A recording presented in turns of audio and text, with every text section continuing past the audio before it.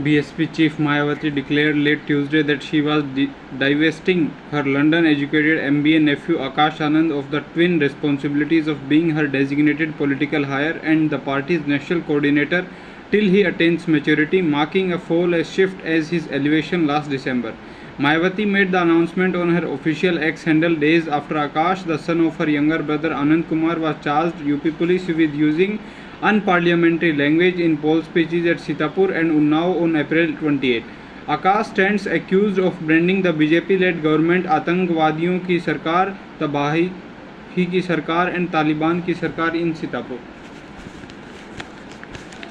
Voter turnout in the third phase of polling for 93 Lok Sabha seats on Tuesday touched 64.5% compared with 66% in 19, as voting for more than half the constituencies for the 543 Assembly lower house was completed.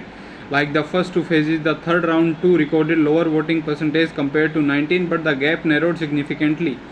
The number of 19 do not include data for 4 seats in Assam, where delimitation has been carried out. In this phase, Assam saw the highest turnout of 81%, according to data on the Election Commissioner's voter turnout app as of the 11:45 pm. The lowest was in 10 seats of Uttar Pradesh, where turnout was 57% against 60% in 19, followed by Bihar and Gujarat.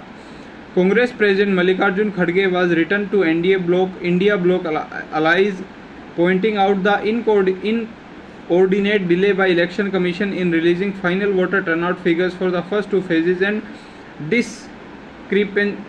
discrepancies in the number released on, and wondered if this was being done to doctor the results, saying the autocratic BJP can go to any extent to retain office. Sources in EC and former EC officials says Kharge's concerns were baseless, as details of votes cast are recorded and sealed in presence of representatives of all candidates.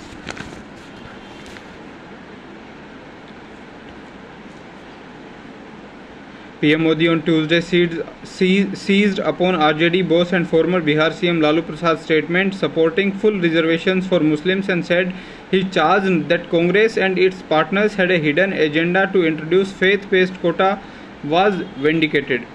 Congress is quiet, but one of their big friends has given his stamp of approval to the India Alliance intentions. The PM said at a rally in MP's Dhar, Lalu had come out in support of Muslim quota while responding to reporters who asked him about Modi's allegations that Congress and its partners had planned to bring Muslim quota by stealth.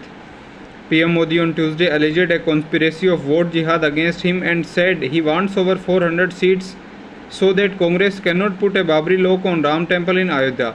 Addressing rallies in MP's Dhar and Khargone districts and Ahmednagar and Beed district of Maharashtra, the PM said NDA also required a 400 plus mandate to foil Congress conspiracy to bring back Article 370 and implement reservations for Muslims on religious lines by snatching away SC, ST and OBC quotas.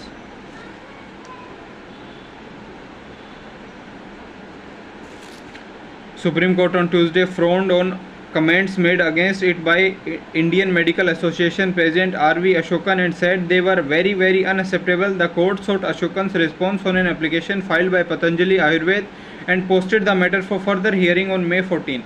On April 29, Ashokan has said that it was unfortunate that SC Supreme Court criticized the association and also some of the practices of private doctors. 3 out of 5 independent MLAs helping the Naib Singh Saini government in Haryana retain its majority since JJP's exit from the coalition withdrew support from Tuesday, giving Congress ammunition to demand its dismissal amid BJP's defense of what it said was safe and stable ministry. BJP still had the backing of 2 independents, Nayan Pal Rawat and Rakesh Daulatabad, and HLP legislator Gopal Kanda. With 43 MLAs on its side, the party requires 2 more to maintain its majority in the 90-member assembly.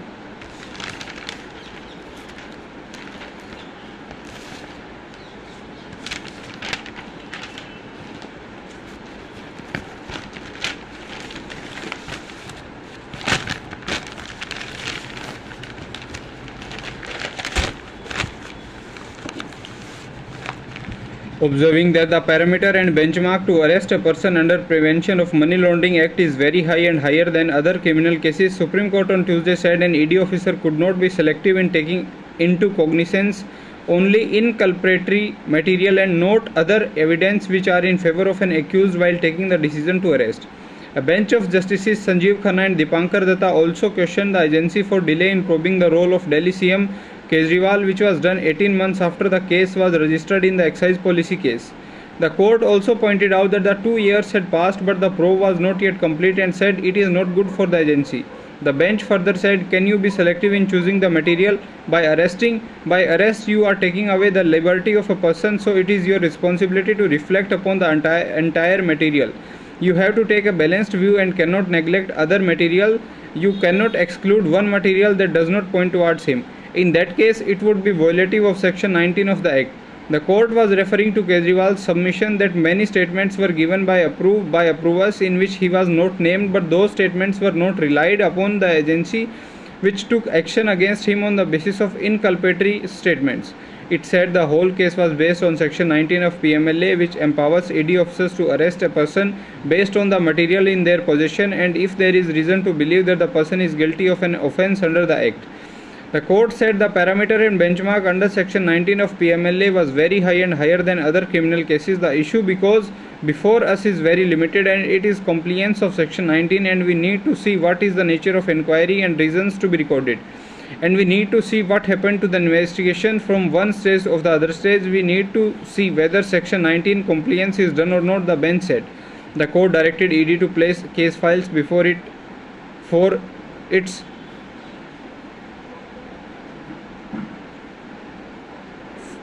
to see different stages of probe in the case. As the case files are voluminous, the bench asked for files when the case was registered and at the time of arrest of Manish Sisodia and Kejriwal. The court also asked for data-wise statements of approvers when the name of Kejriwal was taken by them. A Delhi court on Tuesday extended the judicial custody of CM Kejriwal till May 20 in the money laundering case related to the alleged liquor policy scam. The court of Special Judge Kaveri Baweja extended Kejriwal's custody after he was produced before the court through a video conferencing on the expiry of his custody granted earlier. The court also extended the judicial custody of co-accused Chanpreet Singh till May 20. On April 22, the same court denied Kejriwal's request for consultation with a private doctor through video conferencing, agreeing with Tihar jail authorities that he cannot be treated differently from other emanates and that the laws and jail manual must apply equally to all. The request for private treatment can be permitted only if the jail authority are unable to provide the requisite medical facilities, the court said in its order. On April 24, another court granted him time to file a rejoinder on the replies filed by ED on his 2 revisions against summons issued to him. The court of Special Judge Rakesh Sayal, after hearing submissions of counsels who appeared for Kejriwal, granted 2 weeks to file rejoinders and the arguments on revision. The trial court has issued summons to Kejriwal on the 2 complaints filed by ED. Arvind Kejriwal challenged the summons issued by the court after taking cognizance of 2 complaints filed by ED for avoidance of the summons issued to him.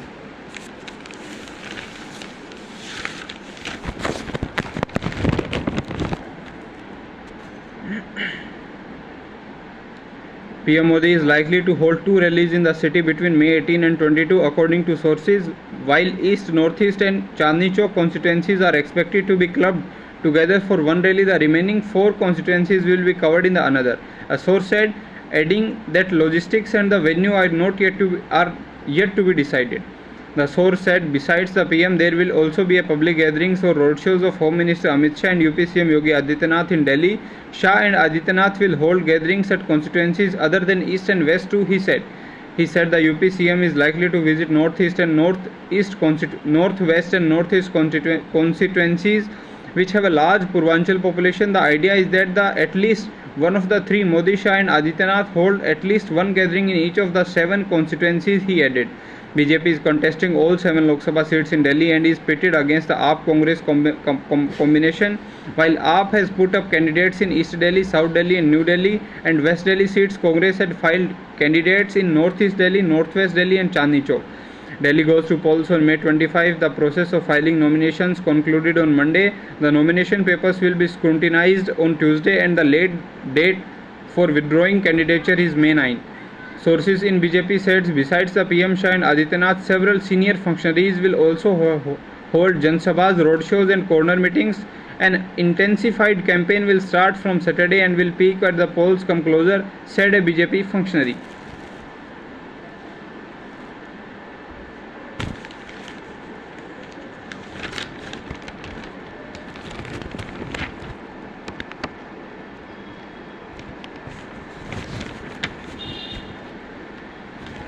All 25 stations of the Delhi-Ghaziabad-Meerut Regional Rapid Transport System corridor will have electric vehicle charging stations in the parking areas to boost convenience, clean energy adoption and last-mile connectivity. The first charging station was recently opened at Saibabad, which is part of the already operational 34-kilometer stretch. An official of National Capital Region Transport Corporation, which is executing the project, said, in line with NCRTC's broader vision to provide a green and sustainable transport system, the project aims to provide EV charging stations at all 25 stations. The official added that this step would not only enhance the last mile connectivity but also contribute towards minimizing air pollution. Electric vehicle owners will gain access to the charging facility through a dedicated mobile application, enabling them to monitor electricity consumption during charging sessions, said another official. The user can also pay for the electricity units consumed through the same mobile application with the added flexibility of online payment options, he added. An attendant will initially be there to assist to users. After witnessing 4 poor days in a row, Delhi's air quality worsened further on Tuesday. The air quality index entered the very poor category at 302. The last time the city saw a higher AQI than this was on February 14 at 341. No respite is expected from bad air as the air quality is predicted to stay in very poor to poor category for the next few days. The Commission for Air Quality Management conducted an emergency meeting and decided not to impose measures under graded response action plan. However, it asked agencies to intensify dust control measures. Delhi's air quality started deteriorating from Tuesday morning after dust-raising winds prevailed in the city. Central Pollution Control Board's data shows that AQI was in the higher end of poor category at 290 at 10 am, but it crossed 300 by 3 pm. The city has been witnessing a streak of bad air days since May 3. Two stations, Anand Vihar and Shadipur, saw the air quality slipping into severe category with AQI surpassing 400. The mercury increased to 42 degrees Celsius, 3 degrees above normal on Tuesday. This was the highest maximum temperature recorded in the city this year. The day temperature may remain around 41 degrees Celsius for the next 3 days. While the day temperature was 42 degrees Celsius at Safdarjung, which is city's base station, some stations in outer parts of Delhi were hotter. Najafgarh was the warmest at 43.9 degrees Celsius, followed by Jafarpur and Narela. The day temperature saw a rise on Tuesday as opposed to Monday, but no heatwave conditions were recorded at any station, said Kuldeep Srivastava, scientist and head Regional Weather Forecasting Center IMD. There is a possibility of very light rain or drizzle between May 10 and 13, but significant respite from heat is unlikely for the next few days. Under the influence of a western disturbance, the city may see cloudiness, very light showers and strong winds. However, the mercury is expected to stay around 40 degrees Celsius, said a Met official. The minimum temperature on Tuesday was 24 degrees Celsius. It is likely to stay around 25 degrees Celsius for the next 6 days.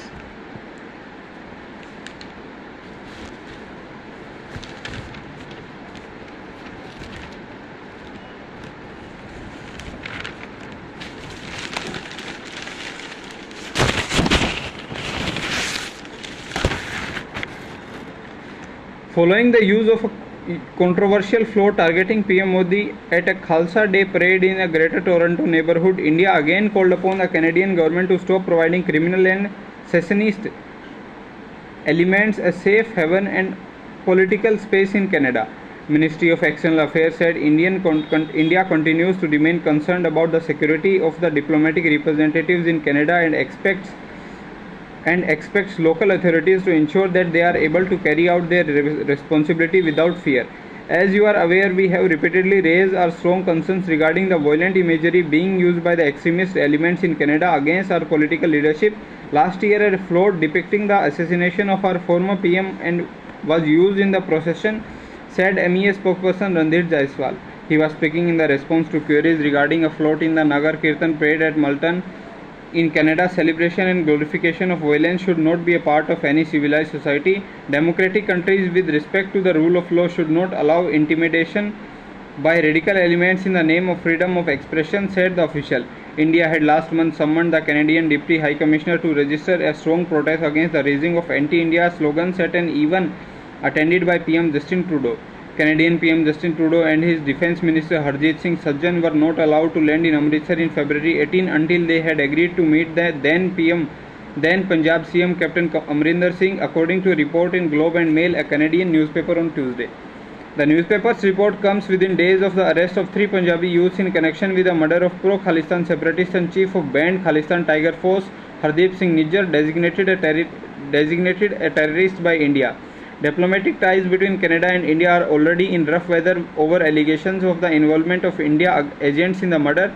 Amrinder has handed over a list of the 9 A category Canada-based terror operatives, including India-origin members of KTF, International Sikh Youth Federation and Babbar Khalsa International members, to Trudeau on February 21, 18 in Amritsar. He had informed Trudeau that Canadian soil was being misused by pro-Khalistan activists for financing terror activities in India.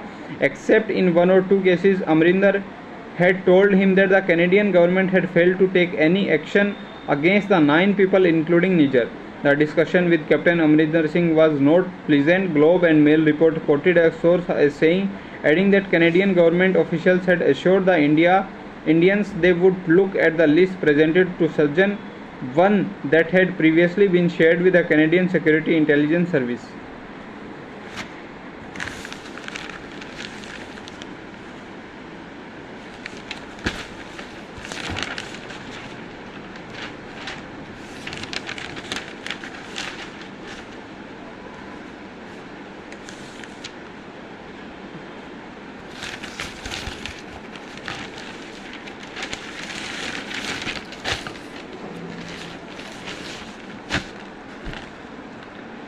India for the first time has become a net exporter of medical consumables and disposables, reversing the earlier trend where overseas shipments of products such as needles and catheters completely dominated in the market.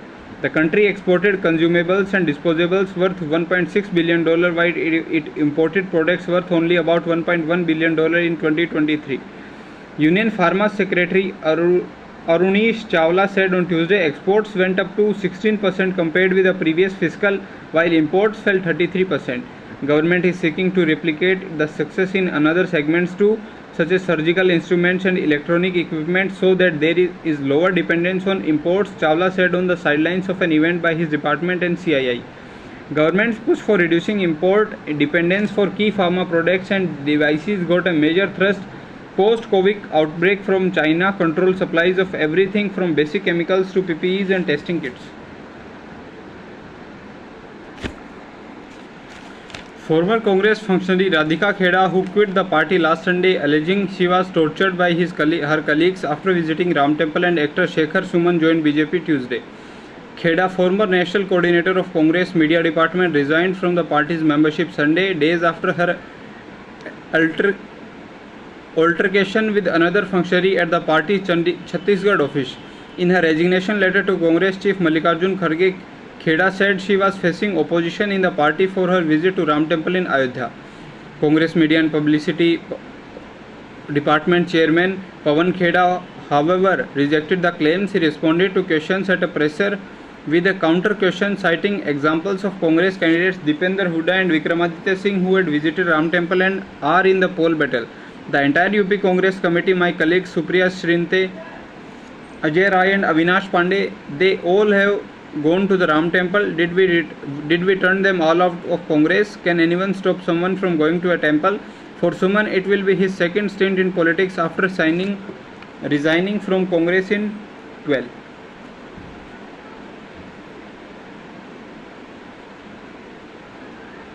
In a video appeal to voters, Sonia Gandhi urged people to reject proponents of lies and hatred and vote for Congress for a more equal future for all. She said Congress and India Bloc is committed to redefining the constitution and democracy.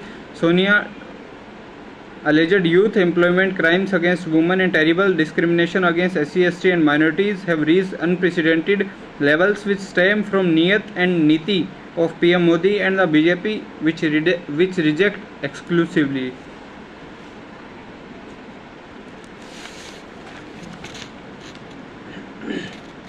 PM Modi on Tuesday alleged a conspiracy of vote jihad against him and said he wants over 400 seats so that Congress cannot put a Babri lock on Ram Temple in Ayodhya. Addressing rallies in MPs Dhar and Khadgaon and Ahmednagar and B districts of Maharashtra, the PM said NDA also required a 400 plus mandate to foil Congress conspiracy to bring back Article 370 and implement reservations for Muslims and religious lines by snatching away SC/ST and OBC quotas. Without naming Acharya Pramod Krishnan, who quit Congress recently, Modi said one of their leaders who has quit Congress after exposed a big conspiracy. He has revealed the intention of Congress Shahzada to reverse Supreme Court's decision on Ram Mandir as his father did in the Shah Bano case.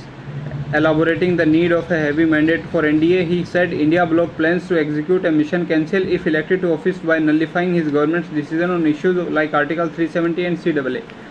Modi is asking for 400 seats so that Congress do not hand over the country's vacant land and islands to other countries. It does not take away reservation given to SC/ST OBCs and give it to the vote bank, and does not declare all caste or the vote banks or as OBCs overnight, he said.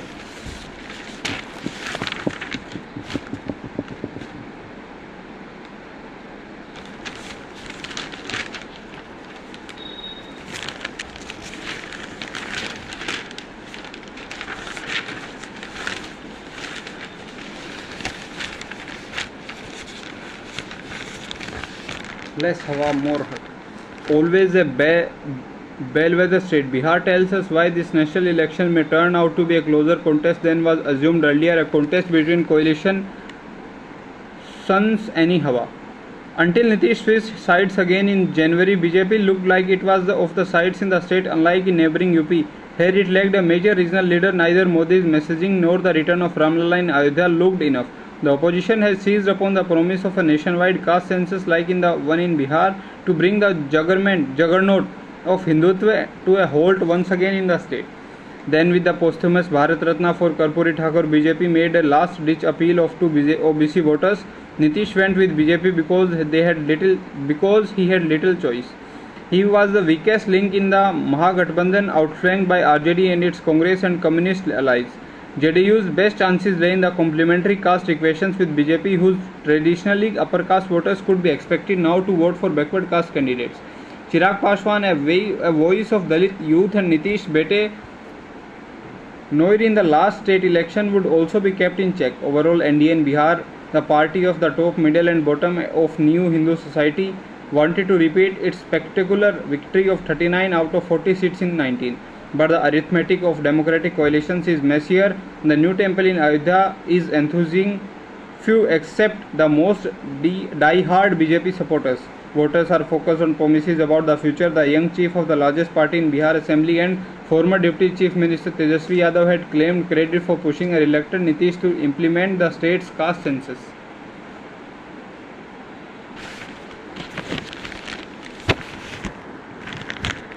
A 13-year-old Mumbai resident who lost an arm in an electrocution accident went on to secure 90% in her board exams.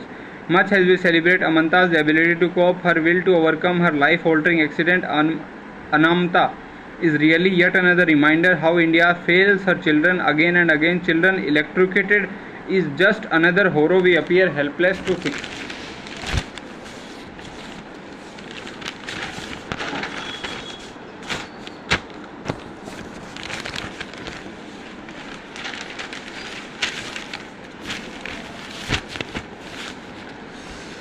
President Vladimir Putin began his fifth term at a glittering Kremlin inauguration Tuesday, embarking on another 6 years as the head of the state of Russia after destroying his political opponents, launching a devastating war in Ukraine and concentrating all powers in his hand.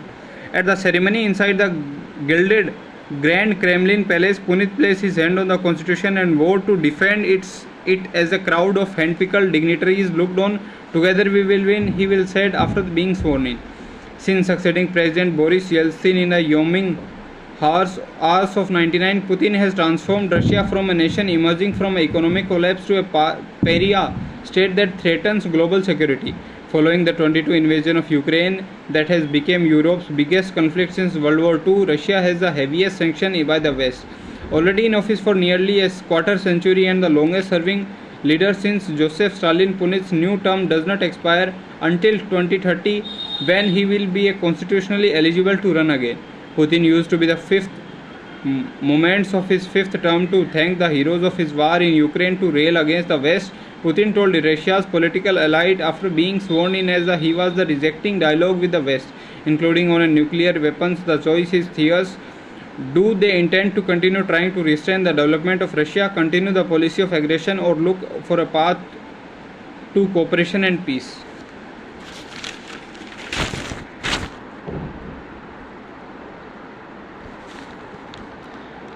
Was it a clean catch or was it not? The match on a knife's edge, somewhat tilting towards Rajasthan Royals, and a debatable catch sparking a controversy of sorts. Ara's keeper Sanju Samson, in the form of his life, was going ballistic and looked set to single-handedly win the game for his team against Delhi Capitals at the Arun Jaitley Stadium on Tuesday. It was the 16th over of the Royals' innings and 60 runs were needed off 27 balls with Mukesh Kumar bowling, a gettable task in the modern T20 game. Samson got hold of an off-cutter from Mukesh and smacked it with ferocity, trying to clear the long on boundary, but Shai Hope, shuddering and stumbling, managed to hold on to the catch. TV replay showed that Hope's small strides in pursuit of the catch were almost parallel to the boundary cushions. The TV umpire decided that cushion did not move. Samson felt Hope that touched it. Samson stayed on the field for a while, arguing with the umpires, but finally had to saunter away to the dugout. The dismissal took the wind out of the sails of Rajasthan Royals as Shubham Dubey, Samson's partner in a 59-run fourth wicket partnership, fell in the next over to Khalil Ahmed. Kuldeep Yadav's double wicket 18th over was sealed by the deal of DC as the home team went on to win by 20 runs. The victory kept DC's hopes of a playoff spot alive as they jumped to the 5th in the points table. Meanwhile, bowlers must be breathing a sigh of relief that Australian selectors did not pick Jake Fraser-McGrath for the upcoming T20 World Cup. JFM, as he is now being referred to, is in imperious form. The 22-year-old is meting out tennis shots to all kinds of bowlers. It was a sigh to see Fraser-McGrath flat by tennis-like forehand to a great on the game trend.